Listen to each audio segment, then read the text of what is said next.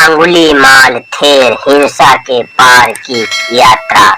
मैं अंगुलीमाल हूँ, पर ये नाम अब हाथों की उंगलियों से नहीं, चित्त की गिरोह से जुड़ा है। एक समय बन मेरे भीतर था और भीतर की आग बाहर रक्त बनकर बहती थी।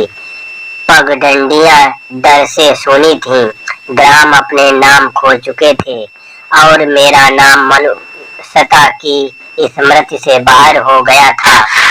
मैं दौड़ता था शरीर से नहीं, तृष्णा से। जिसे पकड़ता था वो केवल देह नहीं होती थी, वो मेरा ही भविष्य होता था, जिसे मैं काटता चला जाता था। फिर एक दिन एक श्रवण मौन की चाल से मेरे पथ पर आया। मैं दौड़ा पूरा बेग लेकर, पर वो नहीं थमा, और जब मैंने पुकारा ठहरो, तो उत्तर मिला, मैं ठहरा हूँ, तू ही अब तक नहीं ठहरा।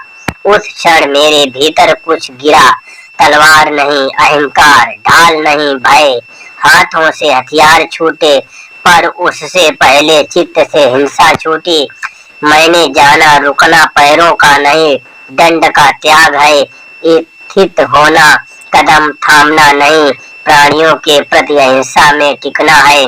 मैं गिरा उसके चरणों में, जहाँ कोई दंड नहीं था, केवल करुणा थी। आ भिक्षु कहने में न कोई शर्त थी, न कोई परीक्षा।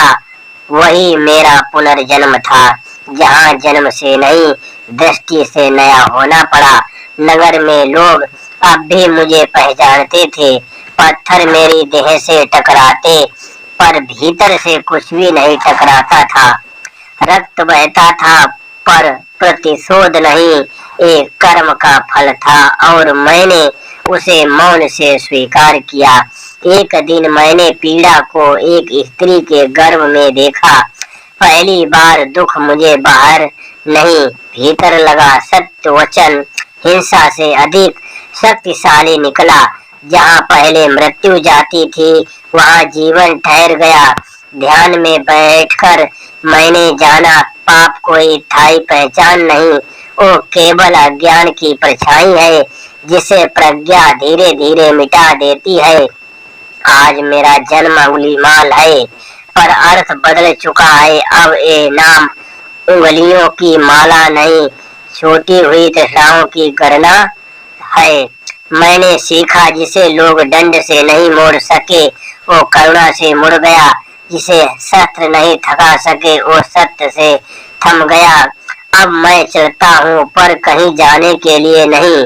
अब मैं ठहरा हूँ, क्योंकि कुछ भी पकड़ने को शेष नहीं।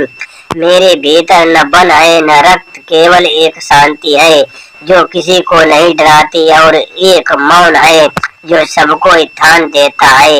नमो बुद्धाय। जय सम्राट अशोक महान।